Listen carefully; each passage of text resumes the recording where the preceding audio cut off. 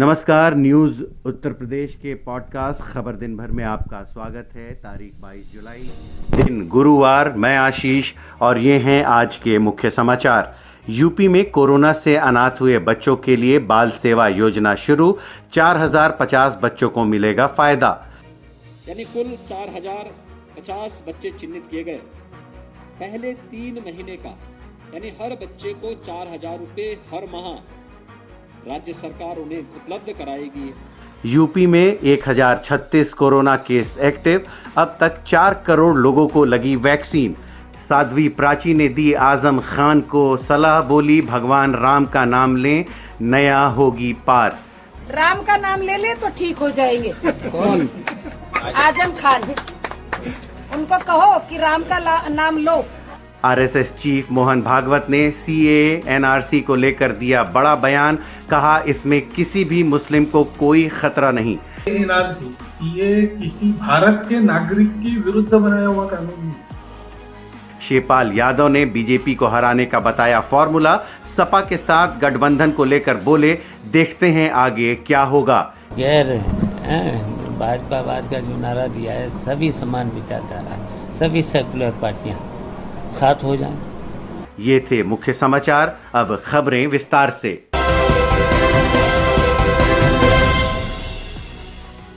उत्तर प्रदेश के सीएम योगी आदित्यनाथ ने आज मुख्यमंत्री बाल सेवा योजना कार्यक्रम की शुरुआत की। इस योजना में कोरोना की वजह से अनाथ हुए बच्चों को फायदा मिलेगा। यह योजना अनाथ हुए बच्चों के भरण पोषण, शिक्षा और सुरक्षा के लिए है। राज्य में इस योजना के तहत 4050 बच्चों को मदद पहुंचेगी। कोरोना से जिन बच्चों के माता पिता की मौत हुई है या किसी अपने लीगल गार्जियन की मौत हुई है, माँ या पिता या कोई ऐसा लीगल गार्जियन, कुछ बच्चे ऐसे भी थे जिनके माता पिता की बहुत पहले मौत हो चुकी थी, लेकिन उनके दादा दादी या मामा मामी किसी के साथ वो रहते थे, उनकी भी दुखद मौत इस दौरान हुई। यानी कुल 4050 बच्चे चिन्हित किए गए। इन 4050 बच्चों के लिए आज हमारे राज्यपाल महोदय के कर कमलों से पहले 3 महीने का यानी हर बच्चे को 4000 रुपए हर माह राज्य सरकार उन्हें उपलब्ध कराएगी। 18 वर्ष की आयु तक राज्य सरकार उनका लालन पालन की व्यवस्था करेगी।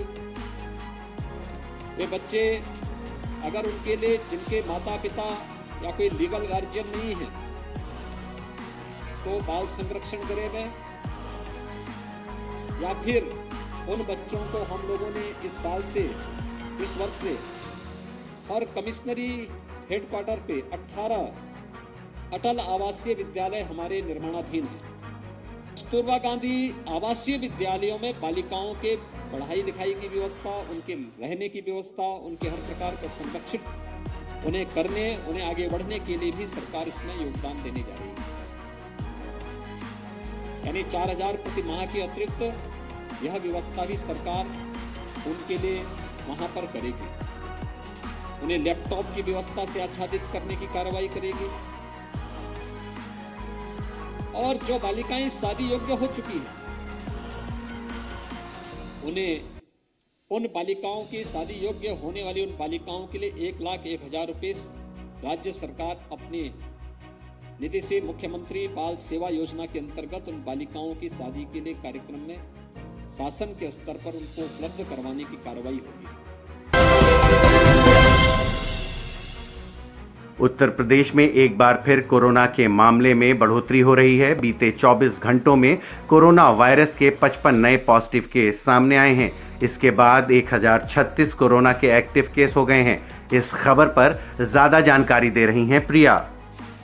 प्रदेश में बीते 24 घंटे में 2 लाख से ज्यादा के टेस्ट किए गए। इस दौरान 107 लोग कोरोना से रिकवर हो चुके हैं, तो वहीं 2 लोगों की जान चली गई। मार्च के बाद एक दिन में कोरोना से हुई मौतों का ये सबसे कम आंकड़ा है। अभी प्रदेश में 1036 केस एक्टिव हैं, तो वहीं यूपी में सबसे ज्यादा 6,30,73,000 से ज्यादा टेस्ट किए गए हैं। वहीं 5 दिन शहर 5 दिन गांव में फोकस टेस्टिंग हो रही है। इसमें दुकानदार, रिक्शा चालक, ऑटो चालक, बस चालक, रेहड़ी वाले समेत अन्य लोगों का कोरोना टेस्ट किया जा रहा है। वहीं वैक्सीन की बात करें तो देश भर में 3,47,95,562 को पहली डोज लग चुकी है, तो वहीं 67,74,57 लोगों को दूसरी डोज लग चुकी है। आपको बता दें कि देश भर में एक बार फिर 40,000 से ज्यादा कोरोना के नए मामले सामने आ चुके हैं। विवादित बयानों के लिए चर्चा में रहने वाली साध्वी प्राची ने आजम खान को लेकर एक बार फिर बयानबाजी की है। साध्वी प्राची ने आजम खान की तबीयत खराब होने पर उन्हें भगवान राम का नाम लेने की सलाह दी है। उन्होंने कहा कि भगवान राम सबकी नैया पार करते हैं, उनकी भी तबीयत ठीक हो जाएगी। राम का नाम ले ले तो ठीक हो जाएंगे। कौन? आजम खान। उनको कहो कि राम का नाम लो, ठीक हो जाएंगे। राम सबकी नैया पार करते हैं। जिस तरह 2 बच्चों का एक कानून की बात हो रही है पूरे देश में, किस तरह से इसको देखती हैं, लागू होना चाहिए, क्या कैसे देखती हैं इसको? देखिए, 2 बच्चों की जो कानून उत्तर प्रदेश सरकार लेकर के आ रही है, वैसे मैं धन्यवाद करती हूँ, लेकिन बहुत लेट लतीफ हो गई, बहुत देर हो गई। जल्दी से जल्दी इसको लागू करना चाहिए। 2 बच्चे हिंदू, मुस्लिम, सिख, ईसाई सबके लिए अनिवार्य हो, और जिनके 2 से ज्यादा बच्चे हैं उन पर जो सरकारी सुविधाएं, उन पर ये सरकारी सुविधाएं बिल्कुल बंद कर देनी चाहिए, और उनका जो वोट का अधिकार बिल्कुल खत्म कर देना चाहिए।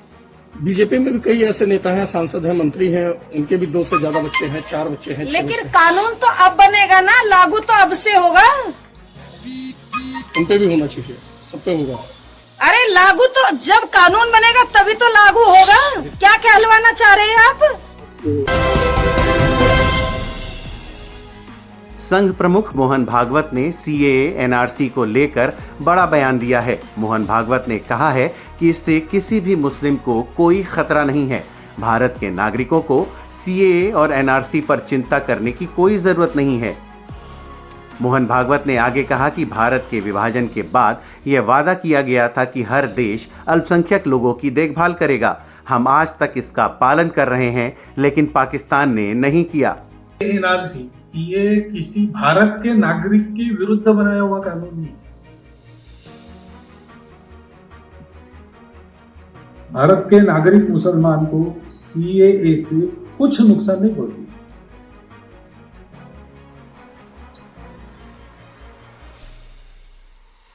और विभाजन के बाद जो इतिहास हुआ है उसमें एक आश्वासन नेहरू लियाकत करार में दिया गया कि हम अपने देश की माइनॉरिटीज की चिंता करेंगे।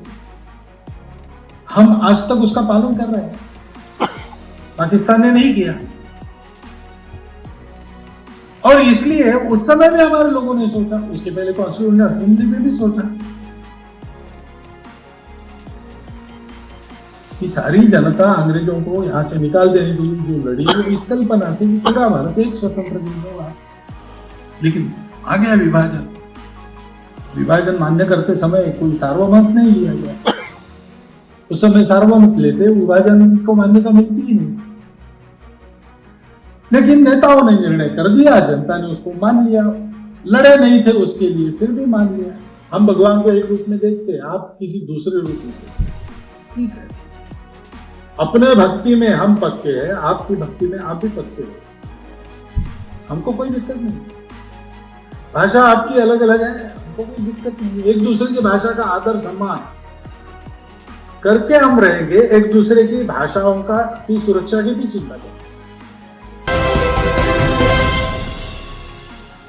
प्रगतिशील समाजवादी पार्टी के राष्ट्रीय अध्यक्ष शिवपाल यादव ने यूपी विधानसभा चुनाव की तैयारियां और बीजेपी को हराने की रणनीति पर बात करते हुए कहा कि अभी भी हम अपनी पार्टी के संगठन को मजबूत कर रहे हैं। 2 साल पहले गैर भाजपाई का नारा दिया था और उसी को लेकर आगे बढ़ रहे हैं। 22 के चुनाव में गठबंधन को लेकर कितनी आशा जताएंगे? देखिए, मैंने 2 साल पहले गैर भाजपावाद का नारा दिया है। हाँ। तो मैंने इसलिए नारा दिया था कि सब लोग इकट्ठे हों, भारतीय जनता पार्टी को हटाएं, और अगर सब लोग इकट्ठे हो जाते हैं तो भारतीय जनता पार्टी को हटाने में कामयाबी मिल जाएगी। इसलिए हमने नारा दिया था गैर भाजपावाद। चुनाव इस बार भी धर्मनिरपेक्षता और सांप्रदायिकता के खिलाफ होगा, तो इसलिए मैंने कहा कि समान विचारधारा और सभी सेकुलर पार्टियां एक हों भारतीय जनता पार्टी के, तो यही मेरा प्रयास है। यानी ये जो बात कही जा रही थी कि इस बार अखिलेश जी और आप साथ रहने वाले हैं, तो इसको पुख्ता माना जाए? देखिए अभी समय है, बहुत समय है, और समय है, सामने आ जाएगा। जो भी शामिल होंगे, जो भी जिसका अलायंस होगा, सब सामने बहुत जल्दी आ जाएंगे। उसका इंतज़ार करिए। चाचा का जी तो आशीर्वाद मिलेगा भतीजे को। अब उसका इंतज़ार करिए। उत्तर प्रदेश में कहा जाता है छोटे दल बहुत बड़ी राजनीति तय करते हैं। अखिलेश जी को देखा गया है कि वो सभी छोटे दलों के साथ बातचीत लगातार कर रहे हैं, और आपका तो खैर परिवार का मामला है। हम तो छोटे दल से, बड़े दल से भी हमारा प्रयास है, छोटे दल से भी हमारा, बड़े दल से भी प्रयास है। एक आवाज़ बार बार उठ रही है कि बीएसपी जो है वो बीजेपी की बी पार्टी हो गई है। आप कितना इत्तेफाक रखते हैं इस बात से? अब ये उन्हीं से पूछिए ना, हाँ, उन्हीं से पूछिए ना। अब मुझे क्या पता, मैं तो गैर भाजपावाद का जो नारा दिया है, सभी समान विचारधारा, सभी सेकुलर पार्टियां साथ हो जाएं। हर रोज की तरह एक बार फिर आपके लिए लेकर आए हैं पहचानो कौन का सेगमेंट। इसमें हम आपको सुनाते हैं एक आवाज। वो आवाज एक राजनेता की है या अभिनेता की, आपको यह पहचाननी होती है और कमेंट बॉक्स पर लिखकर बताना होता है। तो सुनिए आज की आवाज और सही जवाब लिख भेजिए कमेंट बॉक्स में। रोज़ नहाता हूँ मैं, शैम्पू करता हूँ, कंडीशनर लगाता हूँ, तो उसी से ये बाल अक्सर साफ सुथरे हो जाते हैं। इस बुलेटिन में इतना ही। कल फिर मिलेंगे कुछ नई खबरों के साथ। नमस्कार।